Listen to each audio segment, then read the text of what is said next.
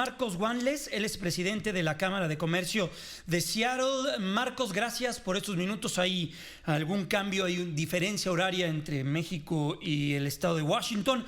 Doblemente agradecido para que nos tomes esta llamada este fin de semana. Primero, ¿cómo leer el acuerdo al que llega el gobierno mexicano con el gobierno norteamericano en este tema que teníamos como presión o como amenaza el avanzar en el tema arancelario, impulsar cuestiones arancelarias para los productos mexicanos, pero que pasa sin duda por el tema migratorio? El acuerdo fue migratorio y se arregla un tema económico. Marcos, qué gusto me da saludarte. Muy buenos días. Muy buenos días. Pues mira, gracias a todos los que nos están escuchando, gracias a ti por abrirnos las puertas para estar con ustedes. Es interesante ver dos cosas con la cuestión de toda la política que viene de la Casa Blanca, y esto es que como que hay siempre un segundo tema que no es claro en un principio, que no está al aire libre, o que cuando menos no podemos identificar fácilmente, como ponía cuando estábamos platicando antes el caso de la famosa barda del muro fronterizo entre México y Estados Unidos.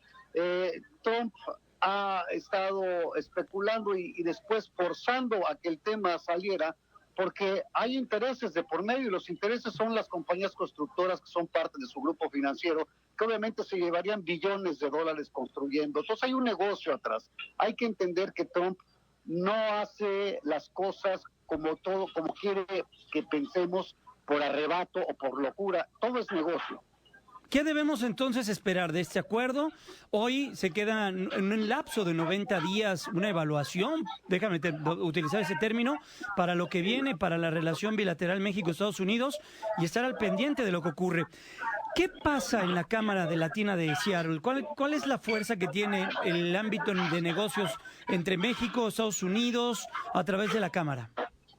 Nosotros estamos tratando de hacer dos cosas. Primero, crear una cultura latina, y cuando digo latina, pues sí, hay que reconocer que el 70% de los latinos que estamos en Estados Unidos somos de origen mexicano. Entonces es una cultura latina con grandes raíces mexicanas. Mira, Jaime, lo que estamos tratando de hacer, que no hemos podido lograr como comunidad en Estados Unidos, es organizarnos en la misma manera que lo han hecho los americanos, y por eso han creado la potencia que han creado de este país, porque ellos tienen una visión organizacional alrededor de los negocios, cosa que a nosotros los latinos nos cuesta trabajo, ¿ves?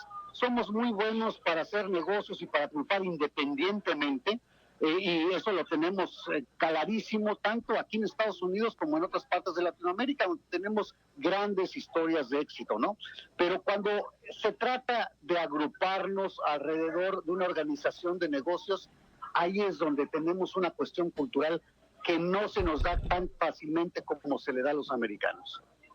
Estamos platicando con Marcos Wanles, él es el presidente de la Cámara Latina de Seattle. ¿Qué representa México para Seattle en la Cámara que tú encabezas, Marcos? Son 850 millones de dólares el año pasado de transferencias y de comercio. Llegamos en un momento dado a tener aproximadamente 1.5 billones de dólares de intercambio. Ha bajado un poco el rubro, pero mira, hay una cosa muy importante, Jaime, te voy a decir cómo está relacionada la cuestión del campo agrícola en Estados Unidos con México. Y pensamos, por ejemplo, el 80% de las manzanas que crecen en el estado de Washington son básicamente el sustento de todas las manzanas, o es la cantidad, o ocupamos o vendemos el 80% de todas las manzanas que se consumen en Estados Unidos. ¿Y son de Seattle? Y al mismo tiempo, esas manzanas, el estado de Washington tiene la primicia de importación a México, o sea que somos los que más exportamos manzana a México, donde se importa esta manzana. Ahora, la cosa es la siguiente: esto está generando miles de millones de dólares en dinero que nuestros trabajadores, documentados e indocumentados, porque tenemos de los dos, están levantando esta fruta en el Estado y esas remesas son parte del principal ingreso económico que tiene ahora el país, porque ya desde hace muchos años, y esto es importante que lo tengamos en conciencia todos, desde hace muchos años el principal ingreso que tiene México son las remesas que mandan los trabajadores aquí en Estados Unidos a sus casas en México. Por eso es que es muy importante que tengamos claro qué está pasando con el tema agrícola.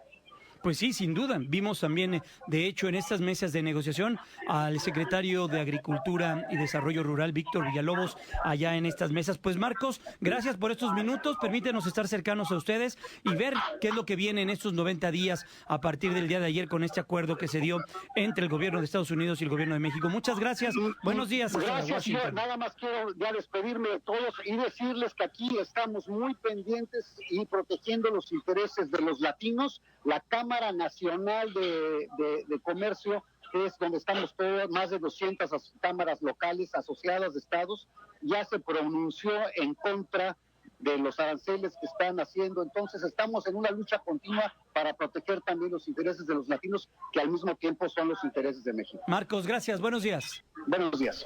Sí, gracias Marcos, que estés muy bien. Nos vamos a pausa comercial. Tienen toda la razón. El tema de los aranceles, pues, por ejemplo, el 17.5 que hay para los jitomates mexicanos que llegan hacia la Unión Americana, entre otros, y veremos qué es lo que ocurre con o lo que acaba de decir Donald Trump a través de su cuenta de Twitter sobre la compra de productos agrícolas por parte de México a los Estados Unidos. Vamos a ir a una pausa comercial. Son las 9:35. Recuerda que estamos en vivo aquí en Grupo Fórmula. Ya volvemos. Fórmula Noticias, fin de semana, con Jaime Núñez.